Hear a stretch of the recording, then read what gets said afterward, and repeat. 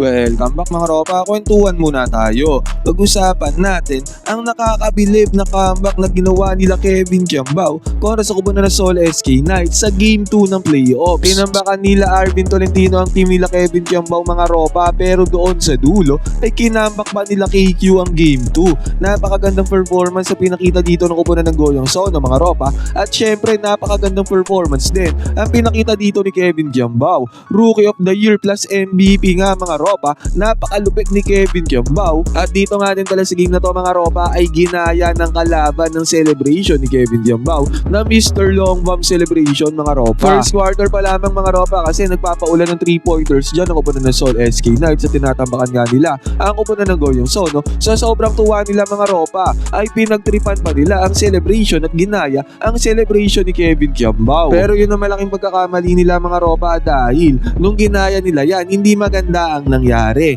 Pinaulanan sila ng 3-pointers sa kupunan ng Goyong Sono mga ropa, at pambihirang diskarte sa comeback nga ang ginawa dito nila Kevin Kiambao mga ropa. 2-0 na sila kontra sa kupunan ng Seoul SK Knights. Ang lakas ni KQ mga ropa at ng kupunan ng Goyong Sono. Ngayon mga ropa, dito sa video na to, iisa-isahin at ihimay-may natin ang nakakabilib na diskarte nila KQ para makamak pa ang kupunan ng Seoul SK Knights sa crucial Game 2 na playoffs. Ito ang game analysis at breakdown. Hindi talaga dapat asarin ng Pinoy mga ropa, ang pangit ang nangyayari. Simulan na natin to. Okay. Ngayon mga ropa, first quarter pa nga lang ay kick out kaagad ng bola sa may left side corner 3-pointer. Ito ang buwan naman ng puntos dito ng kupunan ng Seoul SK Knights. Nagpaulan nga kaagad sila ng 3-pointers sa may first quarter pa lamang mga ropa. At after nga nito, pagkagamit ng ball screen sa may ibabaw, nalik dito yung closeout dahil sa screen na yun mga ropa, kaya 3-pointer na naman ang napundar dito ng kupunan ng Seoul SK Knights. At eto mga ropa, another one. Pagka-penetrate sa may gitna, kick out na naman ng bola mga ropa papunta doon sa may right side corner 3-pointer. Another 3-pointer na naman ang napundar dito ng kupunan ng Seoul SK Knights. Sobrang init nga nila mga ropa, first quarter pa lamang. Buti nga mga ropa, nabasag ang katahimikan dito ng kupunan ng Goyong Sono. Kevin Kiambao ang nanguna mga ropa. Inatake niya yung depensa doon sa milalim. Pinagpag lang dito ni Kevin Kiambao yung sentro ng kupunan ng Seoul SK Knights mga ropa. At nakapag-convert ka agad siya na napakagandang dukot. Easy 2 points na nagawa dyan ni KQ.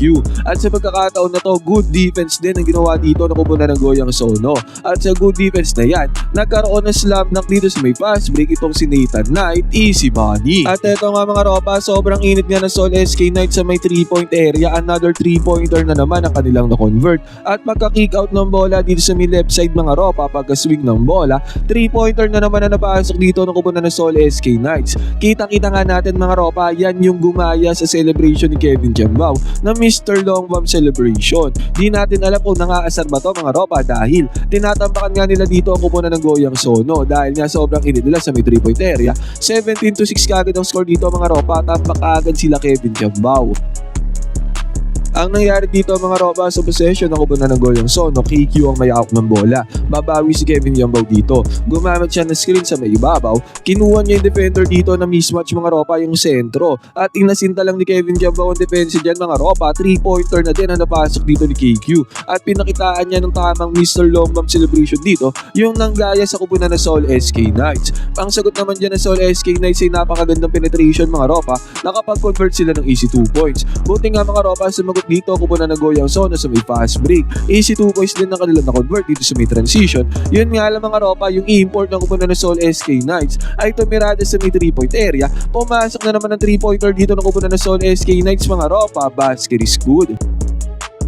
At after nito mga ropa, nagkaroon pa ng good defense dito ang kupunan ng Seoul SK Knights. Arvin Tolentino ang nakinabang dyan sa may fast break. Buti tinapos sila Kevin Kiambao ang first quarter na to sa kanilang puntos. Pero yun nga lang mga ropa, 26-15 na ang score. Lamang na ng 11 points dito ang Seoul SK Knights. 10 3-pointers ang kanila napasok doon sa may first quarter. At nadala pa rin ng kupunan ng Seoul SK Knights yung init nila sa may first quarter mga ropa. Arvin Tolentino nung nakik-outan ng bola.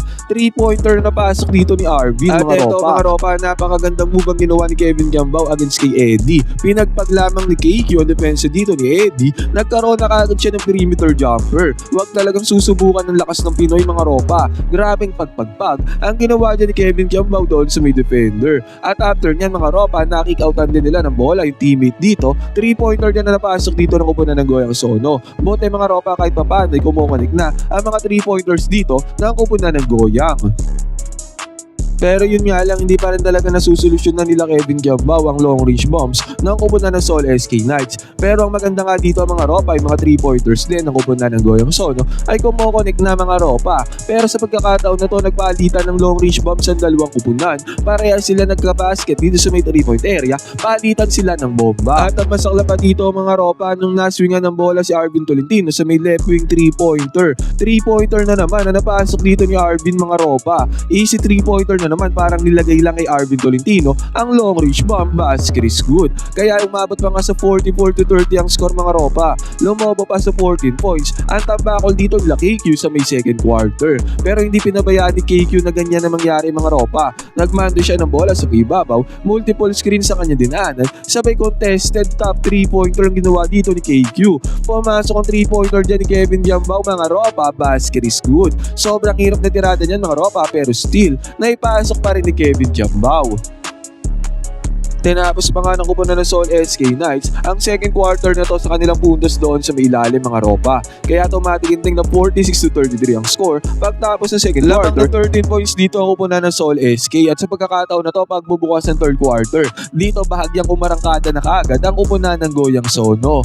Player dito ng kupunan ng Goyang mga ropa umatake sa may baseline, pumasok yan. At after nyan, same player din mga ropa ang pumukol dito sa may right side corner 3-pointer. Back to back points na nagawa dito ng player na to ng teammate ni Kevin Gambao mga ropa, kaya nagkaroon ng quick 5-point swing dyan ang kupunan ng Goyang Sono. At eto mga ropa, napakagandang play ang sinetap dito nila Kevin Gambao. Ang tumatao kasi dito kay KQ mga ropa ay si Arvin Tolentino. Pag relocate dito ni Kevin Gambao sa may left wing 3-pointer, si Arvin Tolentino ay dumaan doon sa may ilalim ng screen. At kitang-kita natin, sumalubong na dyan yung isang defender. Akala ko si Switch na yan mga ropa. Yun nga lang, hindi pala yan si Switch. Hinayaan pa rin yan si Arvin Tolentino ang umabol dito kay Kevin Gambao. Si outcome niyan, open 3-pointer para kay KQ mga ropa, pumasok para kay Kevin Gambao. Kumakamak na dito ang upunan ng Goyang Sono sa pagkakataon na to mga ropa. At dahil nga dyan napangawakan na ng kupunan ng Goyang Sono ang kalamangan sa isang iglap, isang puntos na ang lamang nila dito mga ropa. At sa pagkakataon na to, sa may fast break pa, nagkaroon pa na napakagandang finishing dito ang kupunan ng Goyang Sono. Pumasok na ang tirada, may kasama pang foul mga ropa. Sumagot naman dyan ang kupunan ng Seoul SK Knights ng kanilang putback points mga ropa. Yun nga lang sa pagkakataon na to, nung napabayaan nilang 3 open dito sa may 3-point area, ang kupunan ng Goyang Sono, tinake agad ang 3-pointer mga ropa. At hindi naman siya nagsisi dyan dahil pumasok na naman ang 3-pointer dito ng kupunan ng Goyang. Ang Sono naman ang uminit sa may long range bomb mga ropa, basket is good. Nagmintes dito ang tirada ng kupunan ng Seoul SK Knights mga ropa, at dire-diretso ang kupunan ng Goyang doon sa may perimeter. Contested perimeter jumper yung ginawa dito mga ropa, pero still napasok yan ang kupunan ng Goyang Sono. Sa pagkakataon naman na to mga ropa, Goyang Sono ang nagmintes, at ang nakapag-capitalize naman ng mintes na yan mga ropa ay ang Seoul SK Knights. Arvin Tolentino nagkaroon ng floater dito sa may right side corner, basket is good. At eto mga ropa, another one, napakagandang setup play ulit ang sinetap dito ng kupunan ng Goyang Sono. Ganun ulit mga ropa, split action play, screen ball action mga ropa. At kita-kita natin pagka-pop sa may ibabaw, Arvin Tolentino na naman ang naiwan sa may depensa mga ropa. Kaya nakatira na naman ng another 3-pointer dito ang Goyang, at pumasok na naman ang long range bomb nila mga ropa. Sobrang init na nga sa may long range bomb sa pagkakataon na to. At after pa niyan, dito sa may transition, another long range bomb na naman ang binanatan dito ng kupunan ng Goyang. Pumasok na naman yan mga ropa. Samantalang Seoul SK Knights naman ay talagang inalat na sa pagkakataon na to. Goyang na ang nagkaroon ng momentum sa senaryo. Nagkaroon pa nga ng pick and roll gameplay dito ang Goyang mga ropa, successful yan. Tinapos naman ng Seoul SK Knights ang third quarter na to sa kanilang 2 points. Pero yun nga lang mga ropa, tumataginting na 63-53 na ang score. Lamang na ng 10 points dito ang kupunan ng Goyang pagpasok ng final quarter. Dito sa may fourth quarter, nagkabakbakan na ang dalawang kupunan. Yung world import ng kupunan ng Seoul SK Knights ay nakabasket, at after nyan, aggressive na nga siya doon sa may ilalim. Nakabingwit pa nga siya dyan ng foul. Nagkaroon pa siya ng free throws dito mga ropa, samantalang kupunan ng Goyang Sono Sono mga ropa ay nagminte sa kanilang tirada at nakapitalize ulit yan ang kupunan ng Seoul SK Knights gamit ang kanilang fadeaway perimeter jumper. Basket is good. At after nito napunta nga ang momentum naman sa kupunan ng Seoul SK Knights mga ropa. Nakapasok pa nga sila dito ng left side corner 3-pointer. Basket is good. At ang masarap pa dito para sa kupunan ng Goyang mga ropa, naagawan pa sila dito ng kupunan ng Seoul SK Knights at na-finish nila dito sa may fast break kaya nagkaroon sila ng easy 2 points. 67-65 na ang score dito mga ropa, kalagitnaan ng 4th quarter. Naging crucial at dikitan pa nga ang laban mga ropa. Buti nga nagkaroon ng good defense dito ang kupunan ng Goyang Sono. Mintes ang tirada dyan ng Seoul SK at nakapitalize yan ang kupunan ng Goyang Sono. Dire-diretso sila papunta doon sa may lalim, doon sa may paint. Easy 2 points sa kanilang nagawa. Yun nga lang, pumunta na ang kupunan ng Seoul SK doon sa kanilang import at nakapagpunta na naman to ng another easy 2 points mga ropa. Nagkaroon pa nga ng previous dito ang kupunan ng Seoul SK Knights doon sa may lalim, doon sa may paint mga ropa. Kaya napangawakan na nila ang kalamangan 70-69 at nung nagmando ng bola dito si KQ mga ropa, kick out niya ng bola sa may right side corner 3-pointer. Buti pumasok ang 3-pointer na to mga ropa. Basket is good. Yun nga lang, yung world import ng kupunan ng Seoul SK Knights ay kumakarne na talaga doon sa may lalim, doon sa may paint. Naging all 72 ang score sa pagkakataon na to mga ropa at pag-atake dito ng kupunan ng Goyang Sono ay na-foul sila dito mga ropa. Nagkaroon ng several free throws dito ang kupunan ng Goyang mga ropa at yan din ang nagpalamang sa kanila dito sa crucial moment ng laro na to. At sa possession dito ng Seoul SK Knights mga ropa, patapos na ang 4th quarter, nagkaroon ng crucial stop dito ang team nila Kevin Chambao. At sa crucial stop na yan, ay nakapag-convert sila ng puntos mga ropa. Yan din na nagselyado sa panalo dito ng kupunan ng Goyang Sono. At si Eddie mga ropa ay nagkaroon pa ng crucial turnover doon sa may dulo, kaya lalo na selyo ng panalo dito ng kupunan ng Goyang. At dito sa may play, inbounds play dito ng kupunan ng Goyang Sono mga ropa, naiwanan nila si Kevin Chambao, hindi lang nakahabol dito kay KQ, kaya nagkaroon ng runaway slam lang dito si KQ at eventually yan na ang nagpako sa panalo dito ng kupunan ng Goyang Sono. 80-72 natapos ang game mga ropa, lamang ng 8 points dito sila KQ.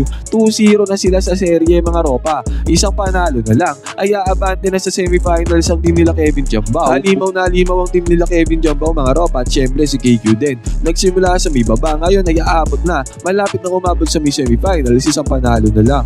Ngayon mga ropa, ano masasabi nyo sa performance na ginawa dito nila Kevin Chambao? Pwede kayo mag-comment dyan sa baba ng opinion, magkwentuhan tayo.